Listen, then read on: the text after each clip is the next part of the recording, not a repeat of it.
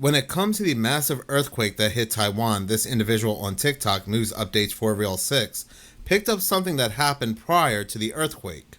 Wouldn't it be crazy if there were abnormal readings in the ionosphere before the massive 7.7 magnitude earthquake that hit Myanmar yesterday? This was the reading on the global ionospheric map. As you can see, the massive red spots are directly over southern Asia. And here we have kind of an interactive map showing, you see that massive gray blob? Well, you're going to watch that kind of go directly over Myanmar, and then it disappears. And this was taken right before the earthquake occurred. So, yeah. Here's a statement from the Chinese government talking about how they hope to have their 5.5 million square kilometers of land under their weather modification program. There was also a major solar flare that occurred yesterday. However, that was not logged until after the earthquake. And here's some government documents that talk about tectonic plate manipulation and weather manipulation.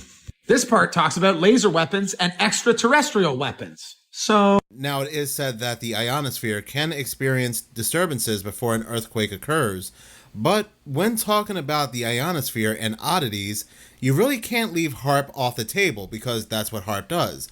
HAARP interacts with the ionosphere. While this may indeed have a scientific explanation, can't take that off the table, isn't it such an odd quote-unquote coincidence that this location was among the locations in the Smart City Initiative, the Smart City Challenge, that has experienced a disaster? Think about the fires in the Carolinas. There was another fire, another bad wildfire in South Carolina.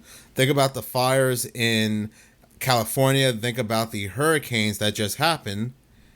And all these locations that were destroyed were in the Smart City Challenge, the initiative. Well, again, like I said, Myanmar was no different. There are plans to turn Myanmar into one big smart city, with Mandalay, the former royal capital, actively striving to become one. Mandalay received all these smart city awards back in 2019, which is also a funny coincidence given the fact that all these other locations that have been experiencing disasters that are set to become smart cities also received awards back in 2019. Look at this article from Reuters 6 years ago. Royal capital to smart city, Myanmar's Mandalay gets high-tech makeover, sparks spy fears. Just look at this part of the article here and it tells you everything you need to know. Out with the old, in with the new.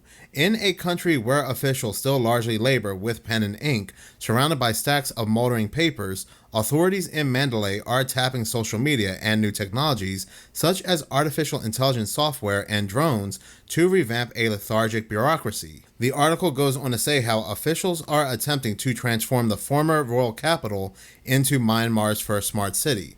But again, they're just not going to end with Mandalay, but they want the entirety of Myanmar to become a smart city. Like, how do people not see it? Given the fact that, again, all these locations that have disasters, if you look into it, there are previous news articles where they are winning awards to become smart cities. That is crazy to me. That is absolutely crazy to me. It's every time. Naypyidaw, Myanmar's capital, where I believe either the earthquake struck or one of the earthquakes had struck, causing a lot of damage, was aiming to become a smart city, focusing on improving infrastructure, promoting a green and sustainable environment, and enhancing the quality of life for its citizens through technology and smart solutions. You can't make this up. You can't make this up even if you wanted to. And with the disturbance in the ionosphere right before this earthquake had broke out in Myanmar, yes, there could be a reasonable explanation, but we can't take off the table the fact that all these locations that have these disasters are set to become smart cities. You just can't take that off the table.